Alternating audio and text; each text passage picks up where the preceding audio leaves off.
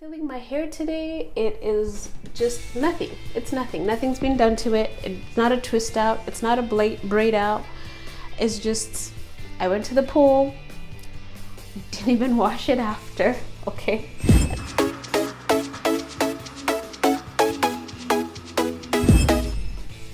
Hello everyone, welcome to Steaks and Locks. My name is Esther.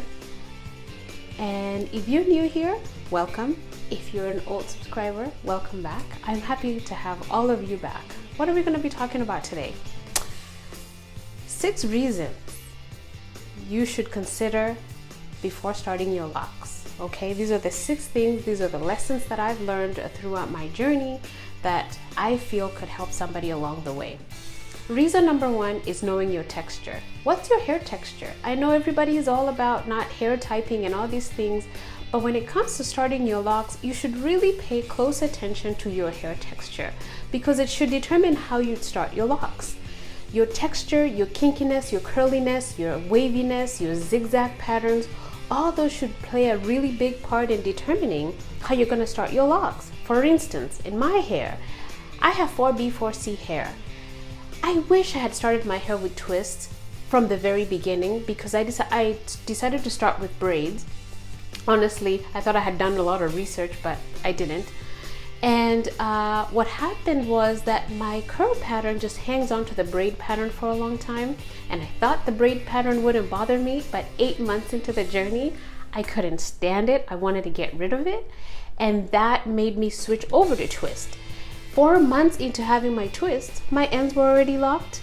My hair was already beginning the lock process. I no longer have a twist pattern. You can't find a twist pattern in my hair. So if you have a kinkier texture, twist will be just fine. If you have a looser texture, maybe braids might be working well for you. My next point is just understanding research bias. I think even before we start researching locks, we already have a predisposition. We already have a premonition of what we're gonna get. And so we do research supporting our already preset ideas, right? For me, I thought I had done really good research. I had watched a ton of YouTube videos, but for some reason, it never occurred to me that I could start with twist. So then when I went back to look at my videos, I was like literally just researching braids and people who had braids and their journeys throughout their braid process. Not that there's anything wrong with braids, but because I had already predetermined what I was gonna get, that's where my research went. I don't know if this is something you can fix, something that can be corrected, probably not. I think it's just something that happens with humans. But that's my second point, is research bias. My third thing that you should know is knowing your hair density and your length. The reason I speak about length is because I don't think a braid pattern would have affected me or would have bothered me as much if I hadn't had long hair to begin with. I started with bra strap length hair. It's shrunken, apparently. But a majority of my hair was braided and thus falling flat and having no volume, right? And then it meant that a predominant part of my hair was a braid. So it kind of just looked like I had 1001 mini braids. If I had started with short hair, you know, the majority of my hair would be interlocked and thus my hair would look like locks faster instead of looking like braids. Now, the advantage of having braids is that you don't get a lot of shrinkage and your hair kind of keeps its length, but it lacks the volume.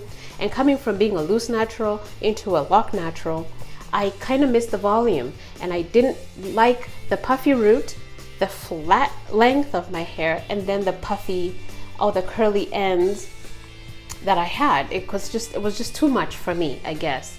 So that's why I ended up taking them down. So knowing your length, also knowing your density, because for me, I feel I have a lot of strands in my hair, but I also don't have like a big head of hair, right? And that putting twists in instantly gave me more volume and it kind of filled out my scalp, especially my crown area. That's my struggle area. That's why I have my shortest locks, because this is the area that probably never got moisturized as much. If you look at this tiny guy, right? if the area that got moisturized the least, then I used to wear high buns. Anyway, so it was my struggle area and I lacked volume in that area. I should have started with maybe twist, and also I should have put in more locks in the crown of my hair, smaller locks in the crown of my hair, just to compensate for the lack of volume. My other point is know your lifestyle. So initially I was scared that my twist would unravel. That's why I didn't go with twist and I went with braids, because I worked out a lot and I was out in the sun, I was sweating a bunch. But I realized that for me at least, the moisture and the sweating helps my hair lock faster, and it allows for the oils to spread down to the shaft of my hair. So even if you have a busy lifestyle, I think twist would work just fine, especially if you're in the kinkier end, like a 4B, 4C girl, or even 4A, your hair would lock anyway with all the exercise and everything. And then for me, all the twists that unraveled, they just unraveled and locked simultaneously. I didn't have any fraying ends except in the very front, but these are also locking as well. And that's it for me today. That's it for this video. If you want more content, please like and subscribe to my channel. And thank you for all that's been showing me love on my last video, on my last update video. And you know what, I know this is things I wish I knew, but I'm feeling my hair today. It is just nothing. It's nothing. Nothing's been done to it. It's not a twist out. It's not a braid out. It's just, I went to the pool, didn't even wash it after, okay?